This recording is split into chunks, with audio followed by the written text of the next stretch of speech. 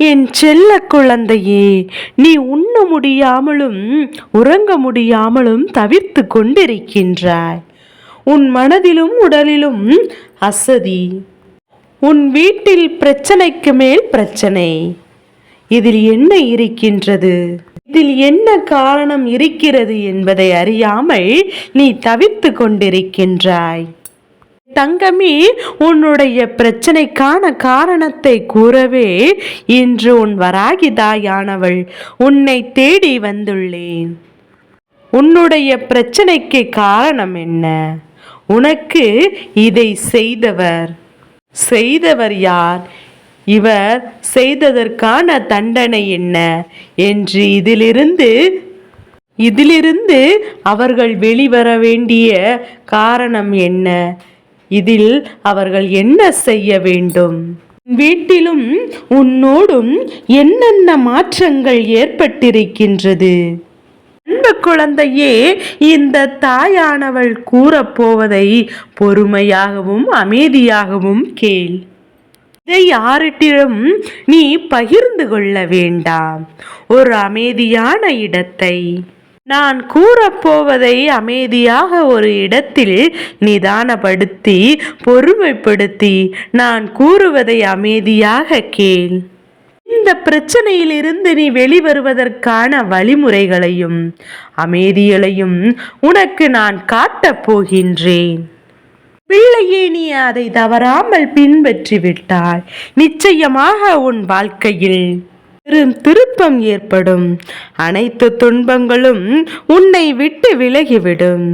என் தங்கமே, போட்டிகளும் பொறாமையும் நிறைந்த இந்த உலகத்தில் உன் மீது பொறாமை கொண்டு சிலர் உனக்கு எதிராக ஏவலை செய்திருக்கிறார்கள். அவர்கள் யார் என்பதையும் நான் இப்போது அடையாளம் காட்டப் போகிறேன். என் தங்கமே, அவர்கள் யார் என்பதையும் ஏவல் மற்றும் துர்மரணத்தினால் இறந்து போன ஆத்மாவையும் கொண்டு அல்லது துர்தேவதைகளை கொண்டும் செய்யப்படுவது உனக்கு அவர்கள் தெரிந்திருக்கும். ஏவல்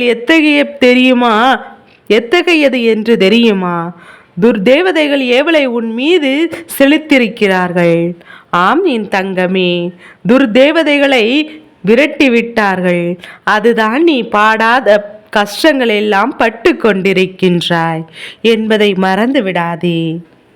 இந்த கயவர்களின் இந்த நீச்ச செயலை முறியடிக்கும் வழியை நான் உனக்கு கூறப்போகிறேன்.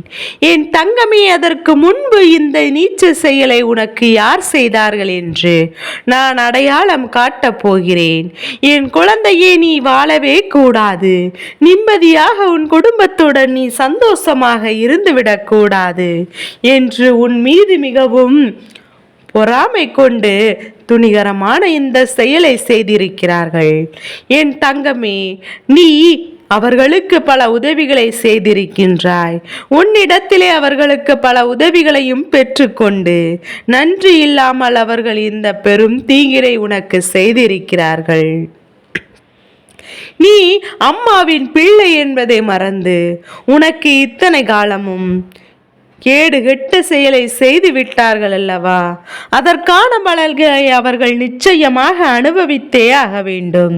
அவர்களுக்கான தண்டனையை நான் கொடுக்கத்தான் போகின்றேன். என் பிள்ளையே, உனக்கு தீங்கு செய்தவர்கள் இருவர். அதில் ஒரு ஆணும் ஒரு பெண்ணும். என் குழந்தை, நீ அடக்கம். அவர்கள் இருவருமே கணவன் மனைவி.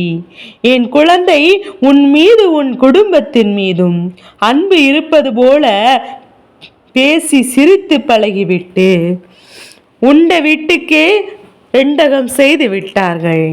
என் குழந்தையே, உன் மீது துர்தேவதைகளை ஏவி விட்டார்கள். என் குழந்தையே, இந்த ஏவலின் காரணத்தினால் நீ எத்தகைய துன்பங்களை அனுபவித்துக் கொண்டிருக்கின்றாய் என்பதையும் நான் கூறப்போகின்றேன். கவனமாக கேள். என் குழந்தை, பசித்தாலும் உன்னால் தேவையான அளவு உணவை உண்ண முடியவில்லை. எவ்வளவுதான் பசி இருந்தாலும் உன்னால் சிறிது உணவே உண்ண முடிகின்றது. எத்தனைதான் நீ முயற்சி செய்தாலும் உன்னால் உன் பசியை போக்கும் அளவிற்கு உணவை உண்ண முடியவில்லை. என் குழந்தையே, உன்னுடைய நிம்மதியான தூக்கம் எந்த அளவிற்கு போய்விட்டது. நீ தூங்குவதற்கான எத்தனை முயற்சிகள் செய்தாலும் மனதிற்குள் மனக்குழப்பம், தேவையில்லாத சிந்தனைகள் உன் மனதை அழுத்திக் கொண்டிருக்கின்றது, அலக்கடித்து கொண்டிருக்கின்றன. இவை அனைத்தையும் மீறி நீ தூங்க முயற்சி செய்தாலும் தூக்கத்தில் உனக்கு கனவில் கெட்ட கெட்ட விஷயங்கள், நிகழ்ச்சிகள் உன்னை பயமுறுத்தும். அதற்குபடியான சிந்தனைகளுமே வந்து வந்து நிச்சயமாக போய்கொண்டிருக்கின்றது. நீ உறங்க முற்படும் போது யாரோ உன் அருகில் இருப்பது போலவும், யாரோ உன்னை உற்று நோக்குவது போலவும் உனக்கும் எனக்கும் தோன்றும். இருப்பது போலவும் என் பிள்ளை உனக்கு தோன்றும். இவை அனைத்தும் அந்த துர்தேவதைகளின் வேலைதான், அவர்கள் ஏவி விட்ட ஏவல்தான் என்பதை நீ புரிந்து கொள். துர்தேவதை தனக்கு கொடுத்த வேலையை கொடுத்து கொண்டிருக்கின்றது. என் குழந்தையே, முன்பு உன்னிடம் இருந்த முகப்பொழிவு இப்போது இருக்காது. உன் முகம் கருத்து பொலிவடைந்து சோர்வாக காணப்படும். குடும்பத்தில் நிம்மதி என்பதே இருக்காது. கவலைகளும் சண்டைகளும் பிரச்சனையும் இருந்து கொண்டே இருக்கும். உடல்நிலையும் மனநிலையும் பாதிப்படையும். என் குழந்தையே, பொருளாதார சூழ்நிலைகளும் பாதிப்படைந்து பணம் இல்லாமல் நீ இப்போது தவிர்த்து கொண்டு கஷ்டப்பட்டு கொண்டிருப்பாய். அவர்கள் ஏவல் செய்வதற்கு முன்பு உனக்கு இத்தனை பெரிய கஷ்டத்தையும் பொருளாதார தடையும் இருந்திருக்காது. நீ செய்து வந்திருக்கின்ற வியாபாரத்திலோ வேலையிலோ உனக்கு நல்ல வருமானம் கிடைத்திருக்கும். அதற்கு தகுந்தார்வேது நீ செலவு செய்து கொண்டிருக்கின்றாய். உனக்கான சேமிப்பும் அதிகரித்திருக்கும். ஆனால் அவர்கள் ஏவல் செய்துவிட்ட பிறகு உனக்கு வரும் வருமானமும் உனக்கு போதாமல் இருக்கும். என் பிள்ளைய, வருமானத்திற்கு அதிகமான செலவுகள் ஏற்படும் செலவுகள் எதுவுமே சுப செய்திகளையும் சுப செலவுகளாக இருக்கும். செலவுகள் அனைத்தும் பெரிய செலவுகளாக இருக்கும்போது மருத்துவமனைக்கு செலவுகள், வாகனம் பழுதை சரிபார்க்கும் செலவு என்று அதிகமாக உனக்கு இருக்கும். எவ்வளவுதான் முயற்சி செய்து குடும்பத்தோடு அதிகமாக உனக்கு இருக்கும். எவ்வளவுதான் அனோனியமாக இருந்தாலும், சந்தோஷம் இருப்பதற்கான நீ முயற்சிகள் எடுத்தாலும் அந்த முயற்சிகள் எதுவும் வளர்ந்திருக்காது என்பதையும் மறந்து விடாதே. ஒன்றன் பின் ஒன்றாக குடும்பத்தில் இடையே பிரச்சனைகளும் மனக்குழப்பங்களும் மன சங்கடங்களும் மாறிக்கொண்டே வந்து கொண்டே இருக்கும். என் குழந்தை, இதை கண்டு நீ பயம் கொள்ளாதே. என் தங்க பிள்ளையே, இதிலிருந்து உன்னை மீட்டெடுக்க நான், இந்த வராகி நான் உன்னை தேடி வந்திருக்கிறேன். நான் இப்போது என் குழந்தை கூறப்போகும் எளிய பரிகாரத்தை கவனமாக கேள். இந்த பரிகாரத்தை நீ செய்து முடித்துவிட்டால் உன் வீட்டில் இருக்கும் துர்தேவதையானது வெளியே சென்றுவிடும். அமைதியும் சந்தோஷமும் உன்னிடம் மறுபடியும் வந்து சேரும். கூறப்போகும் இந்த பரிகாரம் சிவபெருமானின் திருக்கோவிலில் இருக்கும் பைரவருக்கு நீ செய்ய வேண்டும். இந்த பரிகாரத்திற்காக நீ 9 மிளகுகளை எடுத்துக்கொள்ள வேண்டும். ஒவ்வொரு மிளகையும் சிறிய சிகப்பு துணியினால் முடிந்து வைத்துக்கொள். இப்போது உன்னிடம் 9 மூட்டைகள் இருக்கும். ஒவ்வொரு மூட்டையிலும் ஒவ்வொரு மிளகு இருக்க வேண்டும். என் தங்கமே, நீ இந்த மிளகை மூடி போகும் துணி சிவப்பு நிறத்தில் இருக்க வேண்டும். இவ்வாறு நீ முடிந்துவிட்ட பிறகு 9 மண் விளக்குகளை நீ எடுத்துக்கொள்.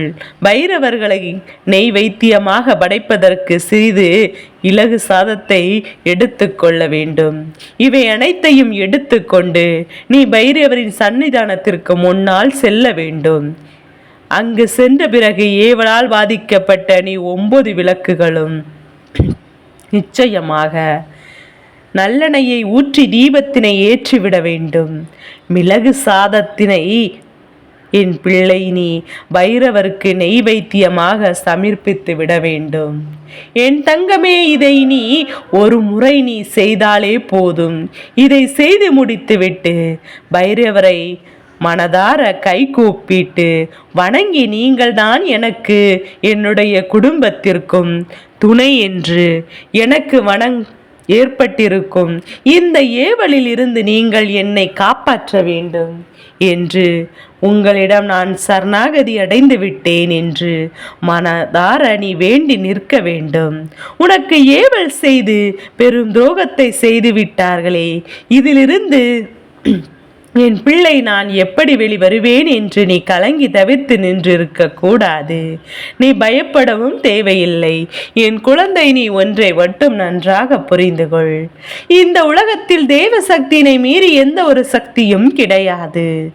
ஆனால் இந்த உலகத்தில் இருக்கும் அனைத்து சக்திகளும் தெய்வத்திற்கு கீழ்தான் நடந்து கொண்டிருக்கிறது என்பதை மறந்து விடாதே.